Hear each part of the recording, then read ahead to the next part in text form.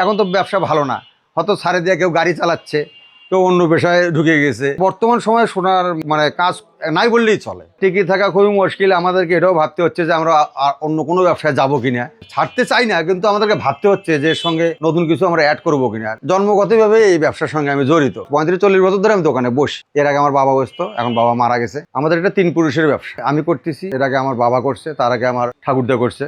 71-এর আগে তো এটা সোনার দাম অনেক কম ছিল, তখন 150 টাকা 160 টাকা সোনার ভরি। 71-এর পর থেকে আস্তে আস্তে সোনার দাম বাড়তেছে, যেরকম 6400 টাকা 500 টাকা সোনা ভরি ছিল দীর্ঘদিন 10-15 বছর। সোনাকে এখন 4 ভাগে ভাগ করা হয়েছে, একটা হলো 22 ক্যারেট, একটা 21 ক্যারেট, একটা 18 ক্যারেট। আর আগে যে সিস্টেমটা ছিল, যেটা পানি ঝালা হতো, সেটাকে বলে সনাতন পদ্ধতি। এটা 4 ভাগে ভাগ করা, যেমন 4টে 4 রকম দাম। বর্তমান বাজারে 22 ক্যারেটের ভরি চলতেছে এরকম 2,62,000, আর 21 ক্যারেট চলতেছে 48,000, 50,000 এরকম চলতেছে আর কি। তারপর 18 ক্যারেট আছে, সনাতন পদ্ধতি আছে, এরকম।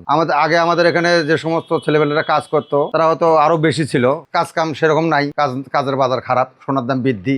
সোনাটা মূলত ঝালা হতো পান দিয়ে, এটাকে তখন কোনো ক্যারেট ছিল, যে পান দিয়ে ঝাললে পরে সেই ওই পদ্ধতিটা এখন বলা হয় সনাতন পদ্ধতি। কেরিমের দ্বারা 22 ক্যারেট করা হচ্ছে, 21 ক্যারেট করা হচ্ছে, 18 ক্যারেট করা হচ্ছে। সনাতন পদ্ধতি এখন আর চলে না। আগে তো সম্পূর্ণ কাজটাই হাতে হতো, যেরকম এটা তার মেশিন, এটা একটা মেশিন, এটাতে দিয়ে তার হয়।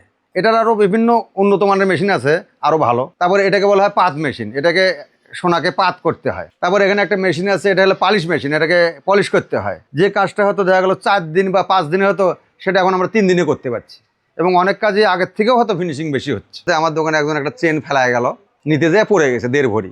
তারপর তো আমি ওই সময় তো মোবাইল ছিল না, তা আমি চিন্তা করি যে ফেলাই আমি কীভাবে খোঁজ দেই। 2 দিন পরে আবার সে মহিলা আসলো, আসার পরে আমি আবার সেই জিনিসটা ওনাকে দিয়ে দিলাম, উনি খুব খুশি আর কি। এখানে অনেকে চুরি করার মনোভাব নিয়ে আসে, দেখা গেলো দেখতে দেখতে কোনো দুল বা চেন, এটা চুরি মনোভাব থাকে। তারপর হয়তো দেখ একটা জিনিস হয়তো রাখছি পাশেই, হয়তো আমারই ভুল, খেয়াল নাই, হয়তো সেটা নিয়ে চলে গেছে। এই ধরনের বহু ঘটনা আছে। এটা অনেক পুরনো দোকান, প্রায় এর বয়স 80-85 বছর হবে।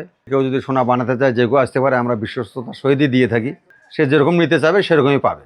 আমার যখন একটু জ্ঞান বুদ্ধি হয়, তখন থেকেই আমি নিজেই কাজ করতাম। তারপর আমার বাবা ছিল, কাকা ছিল, তারাও কিছুটা দেখাই দিত। এভাবেই আমি কাজের মধ্যে, এখন তারা মারা গেছে, আমি এই প্রতিষ্ঠান দেখশন করি। এখন আমি এটার মধ্যেই ছিলাম, তো আমার আর অন্য কিছু করা হয়নি, যার জন্য এই পত্রিক ব্যবসাটাই ধরে আছে। সোনার ভিতরে খাত, সোনার ভিতরে খাত পরিমাণটাই হচ্ছে ক্যারেট। যেরকম সোনার ভিতরে ওটা তো 1 আনা 2 রতি যদি তামা দেওয়া যায়, সেটা আসে হলো 22 ক্যারেট। 1 আনা 5 রতি বা 2 আনা, এটা আসে 21 ক্যারেট। অভিজ্ঞতার কারণে কিছুটা দেখলেও বুঝতে পারি।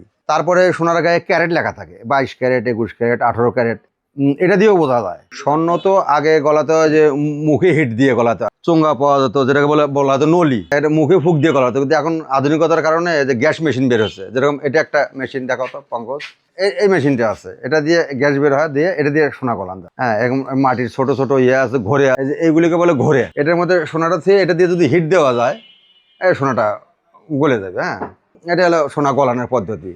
বন্ধক তো বিষয় আছে। দেখা গেলো আপনি একটা জিনিস বানিয়ে নিয়ে গেলেন আমার কাছে, 20,000 দিয়ে বানিয়ে নিয়ে গেলেন। এখন তাৎক্ষণিক বেচতে গেলে ওটা হয়তো আপনি 15,000 পাচ্ছেন, আপনি জিনিসটা বেচতে চাচ্ছেন না, বেচলে আপনার 5,000 লস হচ্ছে। আপনি থুয়ে দেখা গেলো আপনি কিছু টাকা নিলেন, 10,000 বা 12,000 বা 15,000 নিলেন, ওটা হয়তো দেখা গেলো হয়তো 1 মাস বা 2 মাস পরে আপনি জিনিসটাকে খুলে নিলেন। এক্ষেত্রে টাকাটা যে দিবে, সেক্ষেত্রে একটা পার্সেন্টেজ ধরে অনেকে রাখা যায়। সেটা সব দোকান করে না, কোনো দোকান করে, এবং তার গ্রাহকের রিকোয়েস্টেই করা হয়। এটা তো কেউ কাউকে ডাকে নিয়ে আসে না, তার প্রয়োজনে। আপনি তাৎক্ষণিক বেচলে লস হচ্ছে, আর থুয়ে আপনার হয়তো 15 দিন 20 দিন বা 1 মাস 2 মাস পরে তুলে নিলেন, আপনার জিনিসটা বিক্রি করা লাগতেছে না।